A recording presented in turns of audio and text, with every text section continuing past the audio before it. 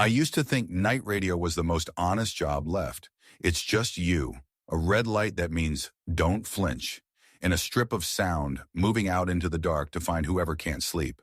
No face to manage, no smile to fake. If you're lying, the microphone hears it first. That was my gospel before the winter. Everything went quiet and the letters started arriving. Thin envelopes slid under the studio door at 1:17 a.m., each with handwriting I didn't recognize and details I couldn't pretend not to know. My name is Evan. I run the graveyard shift at a station perched at the edge of a northern town where the sun negotiates with us 3 months a year and then stops showing up. We call it Polar Night, like it's a science project. It's really just a long, polite absence. The station is an old fisheries office that someone soundproofed lazily. Wind bangs the siding like a drunk neighbor, and the heater complains in vowels. If you step outside to smoke, not that I do. The aurora sometimes drapes itself over the parking lot like a curtain someone forgot to close. Winter here is all angles and whispers. People tell you their truths at 2 a.m, the way they would in a confessional if the priest had a playlist. My wife's name is Tess. We came north because the job paid, because noise down south made us mean, because we thought starting over is easier if the map looks new. She's a nurse at the clinic. She keeps people breathing when the roads won't let the ambulance go any faster, when ice makes decisions for bodies. Our schedules slide past each other. She sleeps when I'm on air. I sleep when she's convincing a man named Rune to let her wrap his frostbitten hands while he tells her how the fish are moving deeper this year because the ice is shy. On good days, we share a meal at 4 p.m, standing up in the kitchen, hands around mugs like we could warm our decisions too. The show is called Long Night Open Line. I inherited it from a woman named Alva who left the town like, you leave a sentence that can't decide its tense. She handed me 2 rules with the keys. Don't play 2 sad songs in a row and never be the most interesting voice on your own show. People call to confess to the anonymous weather, and you're the midwife who makes their news sound like it belongs in a history. We get the insomniacs, the shift workers, the new parents, the widowers who haven't told their kids that sleeping next to an empty pillow is like sleeping next to a ghost with good manners. In November, right when the blue light stopped pretending to climb the horizon, the first letter came. I found it half under the studio door, as if the sender had changed their mind at the last second. White envelope, blue ink, my name. Inside, a single page typed on a real typewriter, the font uneven like a person breathing hard. Dear Evan, it began, I am trying to tell a truth without making a scene. My husband is kind and brilliant in the way men get when they're afforded an audience. He narrates strangers, burns his best words on microphones, and brings me leftovers. I don't need roses. I need someone to ask me what color the night is in our kitchen and wait for the long answer. If I send this to your show, will you read it like it belongs to someone you love? If not, toss it. You're a good man. People can hear it. Blue Finch. Blue Finch. It felt like a small joke aimed at me. A blue finch is a bird you don't see this far north. On air, we invent names. We call the guy who always requests landslide at 3 a.m. Avalanche, and the woman who calls from the cannery, Thimble. Blue Finch tasted like someone calling herself Songbird and Bruise. I did not read it that night. I put it in the drawer where old promos live. Hometown Snowmobile Expo, and told myself it was a prank from one of the kids who liked to test the new host. When the song ended, when the red light blessed me, I thanked the night for its attentiveness and introduced a caller who said he couldn't sleep because his radiator played Morse code. We kept the show moving. The second letter came a week later. Same typing, same ink. Same name printed tiny at the bottom as if it was embarrassed by itself. Dear Evan, if a person goes hungry long enough, they begin to chew on the furniture. I'm trying not to chew my life. My husband talks about belonging on air and then leaves his voice at the station. He used to write me rooms. Now he writes strangers a way out. I'm not asking for advice. I'm asking for an ear. I believe in your show. Please believe this is not theater. Blue Finch. There were details this time that made my stomach do the elevator thing. He used to write me rooms. Tess used to say that about me when we first moved north, when I wrote her emails from the studio. Midnight paragraphs about the way the antenna hummed like a bee on a bottle, or how the plow's blade made a thin area out of the asphalt. I posted them on our fridge with magnets shaped like fish, and we laughed at how domestic we had become in the middle of nowhere. I hadn't written one in a while, not since the spring the river ate a boy and the town asked me to be the voice that remembered him without breaking. I used up a year of tenderness on air. I didn't realize that meant I had to make more at home. I put the second letter in the drawer and swore I would show it to Tess and say, "Isn't this strange?" I did not. The show ate me. December turned the town into a hallway. The power flickered. Oleg, the manager, the kind of man who shops at the hardware store for conversation, taught me the generator dance. Prime, pull, swear, pull, apologize. The night of the first big storm, when the studio windows hulked with snow and the road outside flexed its black, the third letter arrived. This one had a smell. A little like cedar, a little like someone had folded it inside a sweater. "I found your show during the week the sun left," it read. "I don't know if the woman before you would have read me better, but I know your voice makes me think of hot lights on ice. Does that make sense? It feels like someone is finally making the cold honest out loud. Tell your listeners this. If they love someone who speaks to the town, make them speak at home. I'm going to leave this in the box under your door like a coward. I can hear your laugh when people confess their weather. I hope it's real. Blue Finch." I read that one on air. I changed nothing. I didn't out the signature. I said, "A note showed up tonight, and I think it belongs to more than one of us." And I read it like it belonged to someone I loved, because it did. Because the microphone doesn't let you dodge that kind of math. The phone lines blinked like a pinball game. A woman in a cabin 20 kilometers east said she hadn't spoken to anyone but her dog for 3 weeks, and cried a little, and then said she would put a kettle on at 5 when her man returned from checking his traps, and she would say the ugly truth before it grew teeth. A kid who stacked shelves nights said he was going to go home and tell his mom he was joining the Coast Guard, and that the town could keep the grocery store without him. A man who didn't give his name said, "I used to think loving a person who loves strangers is like owning a lighthouse. Noble, beautiful, a view other people envy. Then I realized we deserve a view too. I'm going to ask for one tomorrow." I drove home with my chest feeling like I'd swallowed a small stove. The road was a white tunnel. The aurora made a green bruise of the sky. Tess had left the porch light on and the little heater by the door. Inside, our house smelled like carrots and thyme. She makes this stew when the world gets loud on my behalf. She was asleep, mouth open like a child who trusts temperature will be managed by larger forces. I stood in the doorway and thought about putting the letters on the table, about starting a conversation that would make the house feel too small. I watched her breathe and told myself morning is for truth. In the morning, I made coffee and wrote a note instead. "Great calls last night. I love you."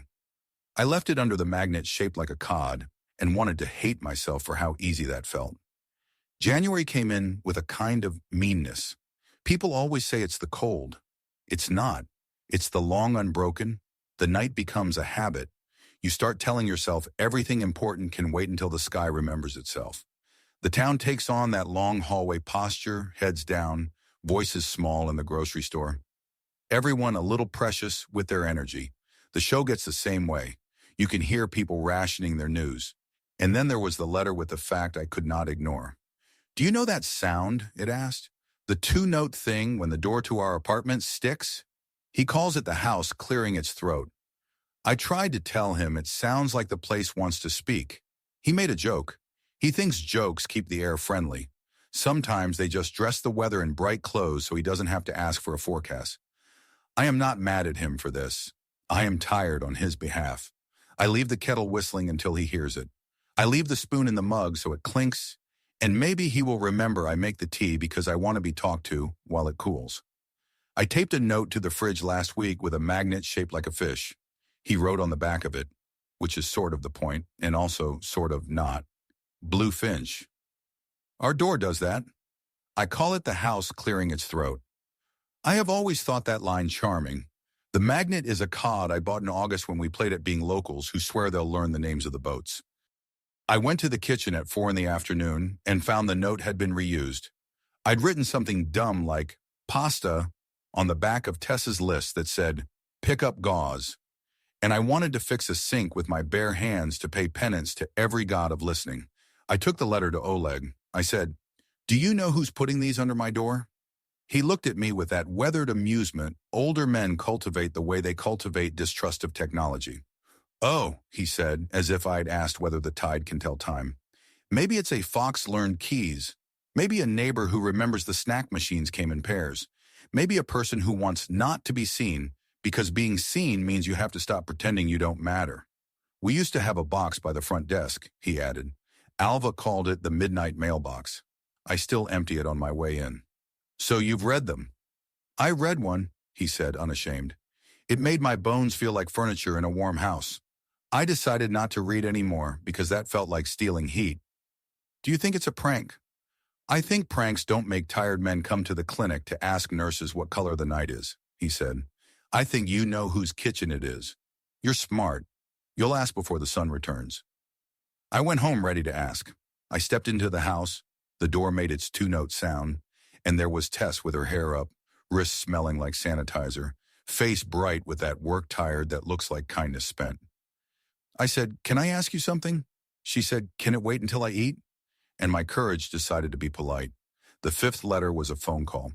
We have a line for emergencies, a number almost no one uses. In the small hours of nights when the wind is argumentative and people's houses test their loyalty, it rings, and I put on the voice I use for men who are deciding whether to cry. The generator had kicked in less than an hour before. The studio was a ship pretending it was a building. The emergency line lit red. I picked up. Long night, I said. Evan speaking? A breath. Then, I'm not going to say my name. You may have already guessed it. I wanted to ask you to read something, and I wanted to say it out loud before paper made me brave. What's your something? I asked, gentler than usual. There was that sound people make when they are choosing whether they want to be caught. I wrote you a letter last week about a door that clears its throat, she said. I didn't write to make you embarrassed. I wrote to find out whether noise works. I want to be heard in the only room you leave open at night. I'm not clever. The phrase, the only room you leave open, did the math faster than my fear could. I knew the voice. Not because of pitch. Tilt. The way she made questions sound like statements the world would be better if it obeyed. The way she paused before saying brave. Tess, I said, because saying it felt like opening a window. She didn't answer for a beat. Then, I thought you'd duck, she said. I thought you'd call me caller and make a symbol out of me. How long, I asked, because there is a version of my life where I care about arithmetic when meaning is bleeding. All winter, she said, since the day you read that note about lighthouses on air and smiled at the board like it was a person who might smile back. Since the day I came home and you slept through my story about Rune's hands because the town needed your listening more. I am ashamed, I said, a sentence I should have practiced sooner than 2 a.m. in a room that smells like burnt dust. Don't be, she said, and I almost hung up because forgiveness that quick lives next door to condescension. No, she corrected herself. Be, but don't stop at shame. Shame is a hallway. Walk through. I wrote you so I could meet you where you live now. We used to meet in kitchens. We can again.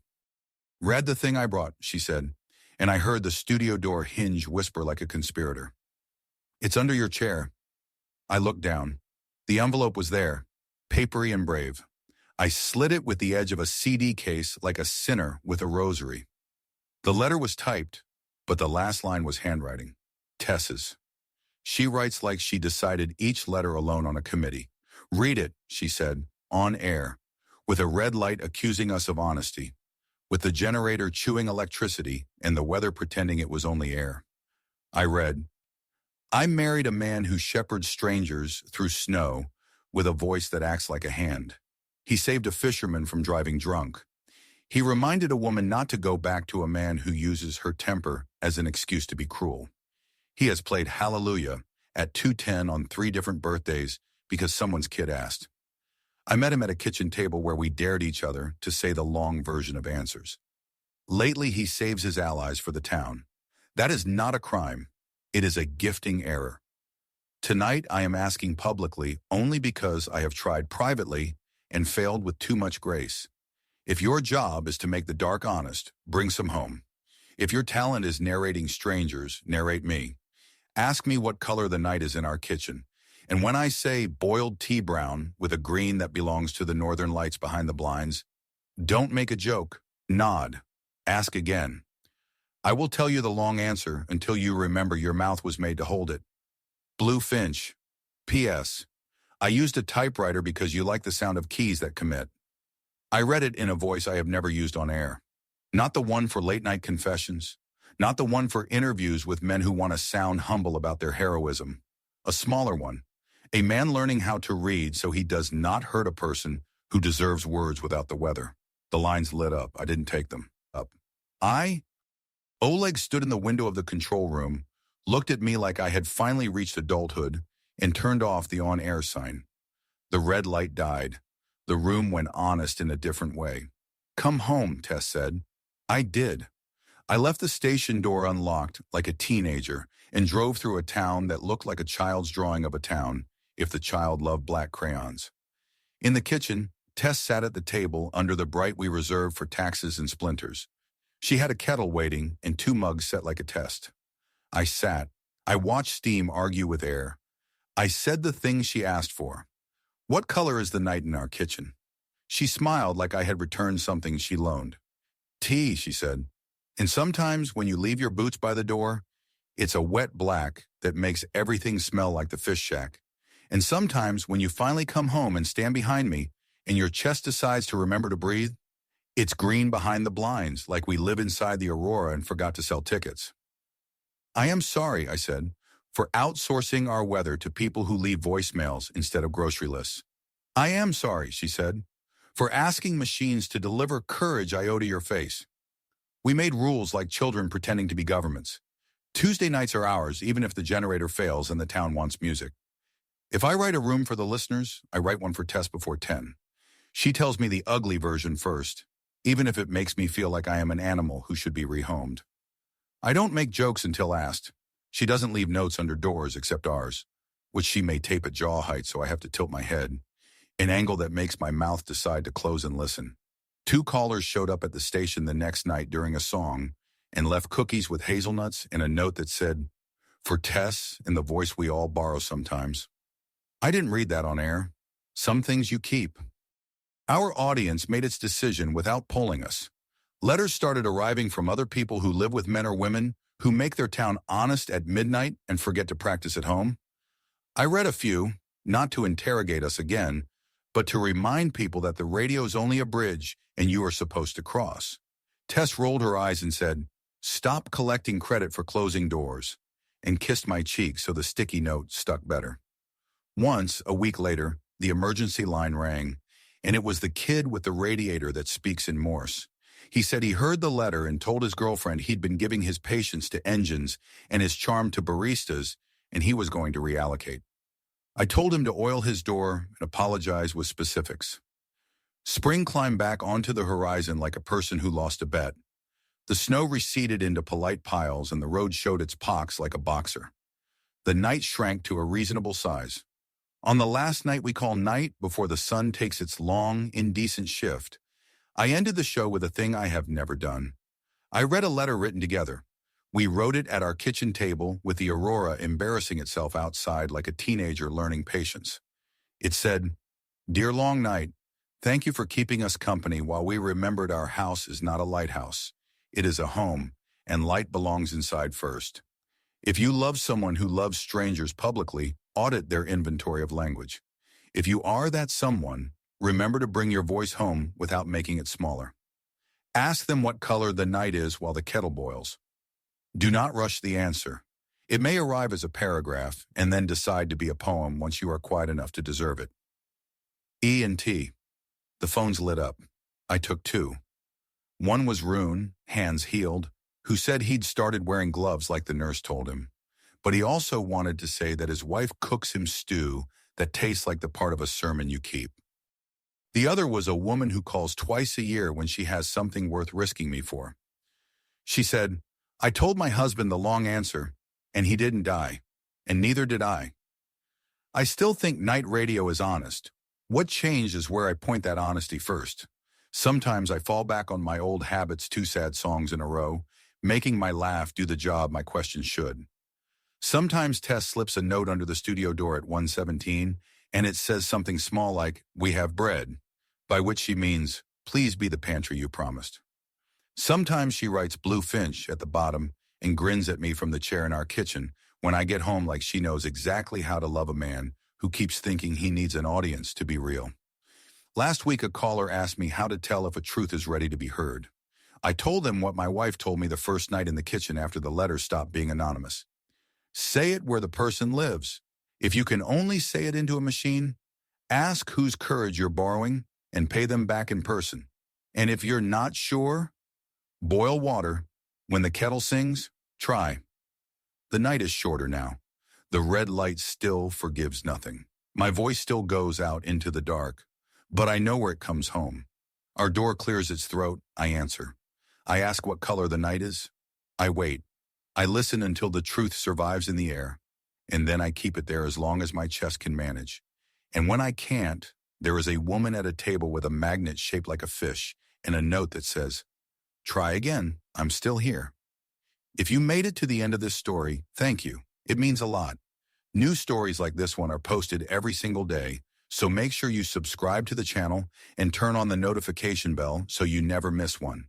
And if this story touched you, please give it a like. It really helps more people find our content.